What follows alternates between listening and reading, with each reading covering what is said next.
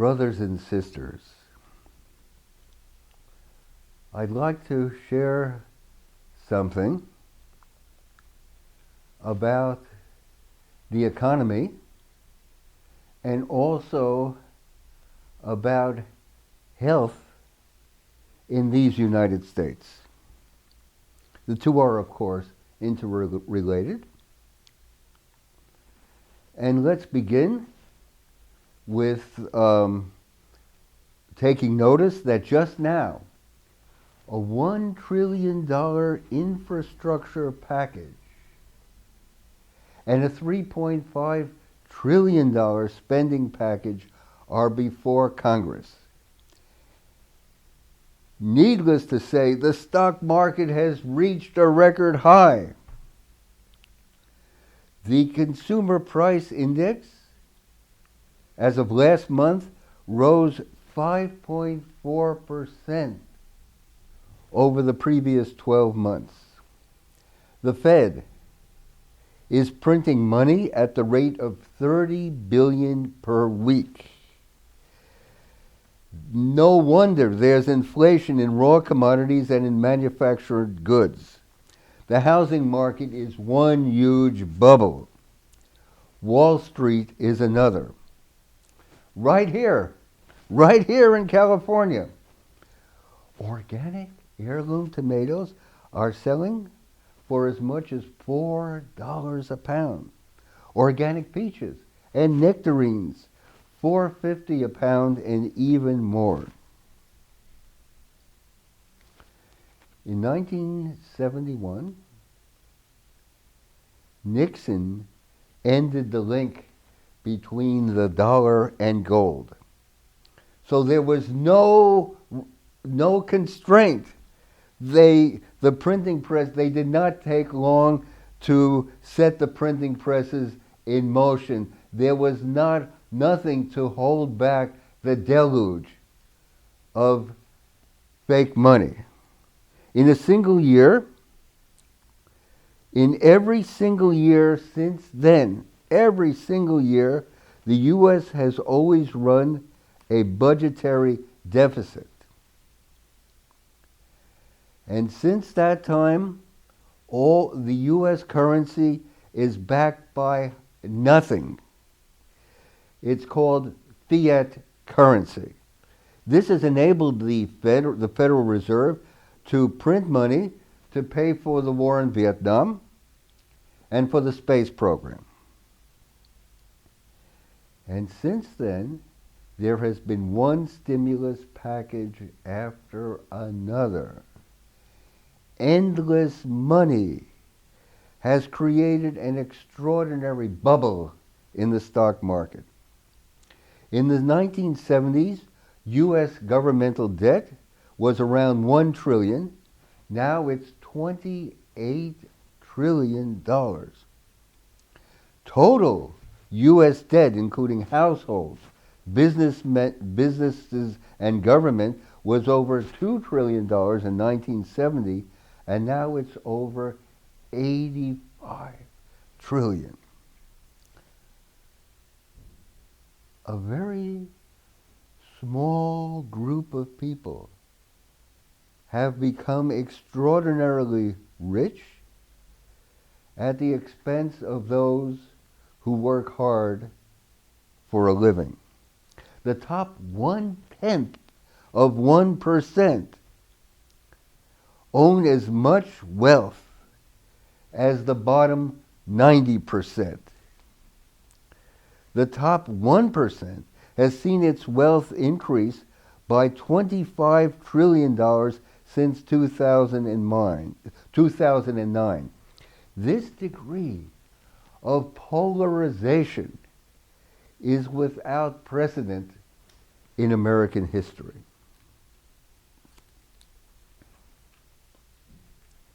At every downturn, they pump more and more money. They are forever blowing bubbles. And as I said, there is rampant inflation in raw commodities, such as copper, for example. and in manufactured goods. The housing market is one huge bubble. And consumer prices, as we know, are starting to soar, beginning with the price of gas. How will it all end? Most likely in hyperinflation, followed by a chain reaction of bankruptcies and then a crash. There's nothing new about this.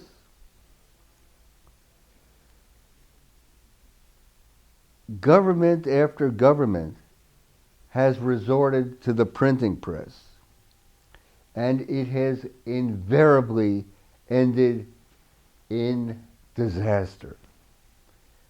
Ponder Zimbabwe, or reflect upon the Weimar Republic in the early 1920s.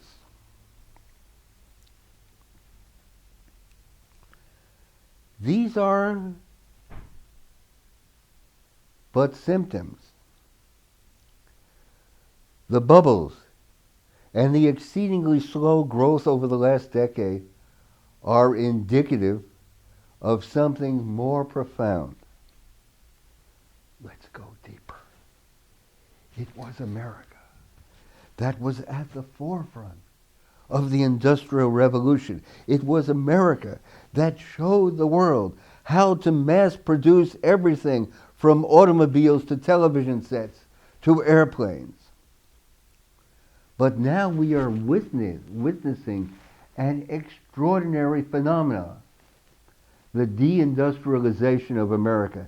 Tens of thousands of factories have left the United States in the past decade alone. Millions upon millions of manufacturing jobs have been lost in the same time period. The United States has lost a whooping 32% of its manufacturing jobs since the year 2000. That comes to 5.5 million manufacturing jobs.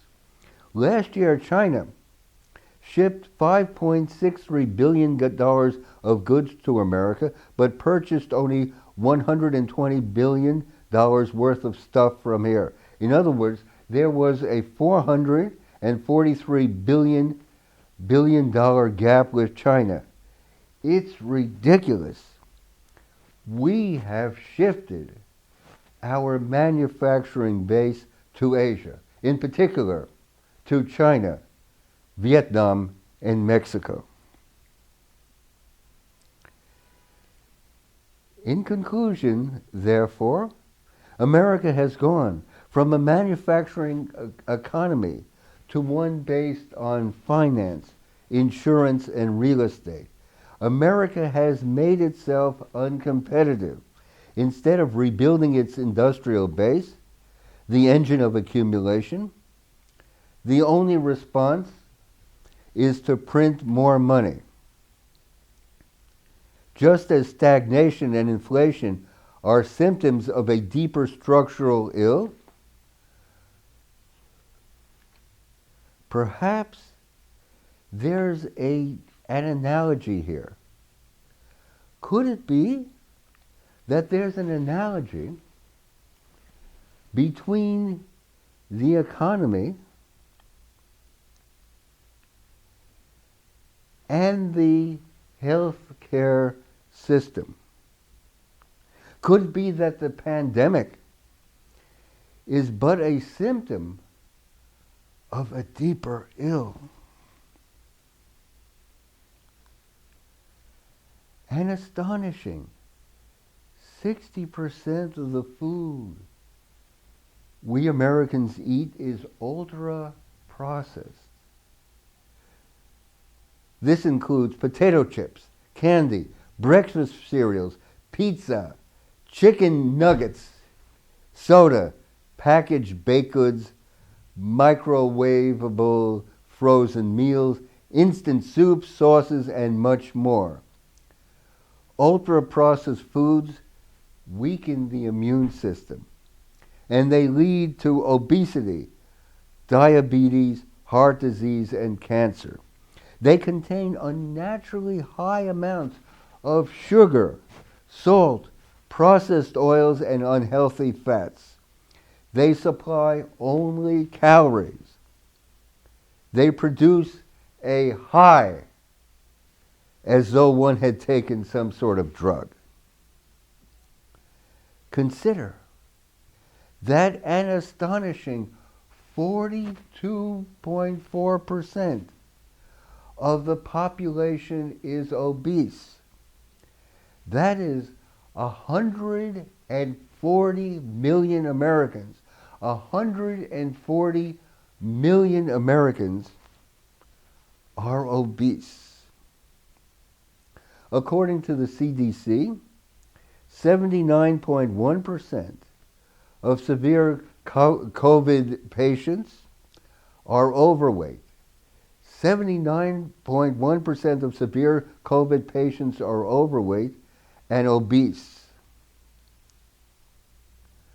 Obesity is also a risk factor, as I've said, for a chronic disease, including type 2 diabetes, heart disease, and cancer, all of which cost hundreds of billions of dollars to treat annually, to fill hospital ICUs, and to fatten corporate profits.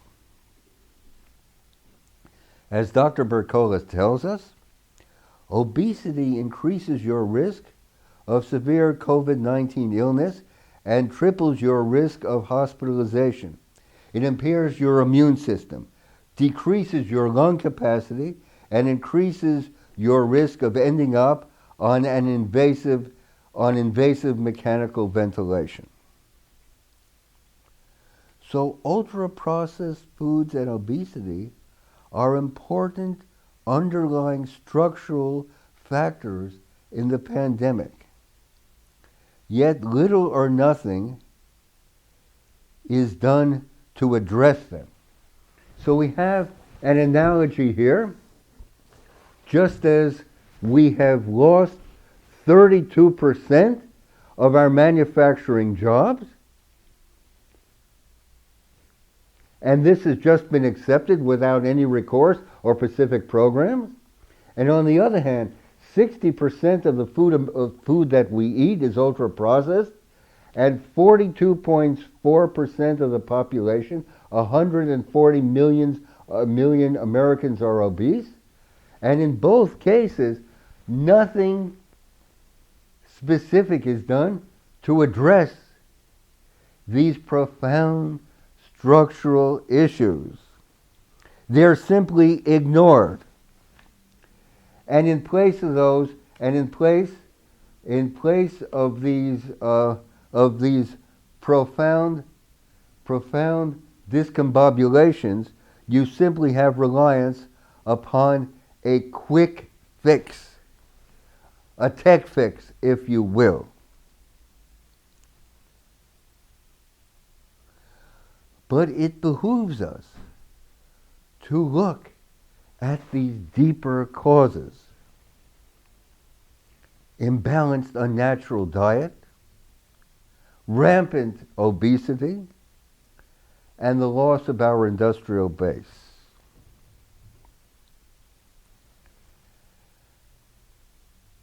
We are confident, brothers and sisters, that you will pull us through, just as your forebears, the greatest generation, did after Pearl Harbor. You will resolve, renew, and regenerate this America and this American earth. A daunting task, but you will come through. We are confident. A privilege to share a few ideas. Your comments are treasured and welcome. Thank you indeed.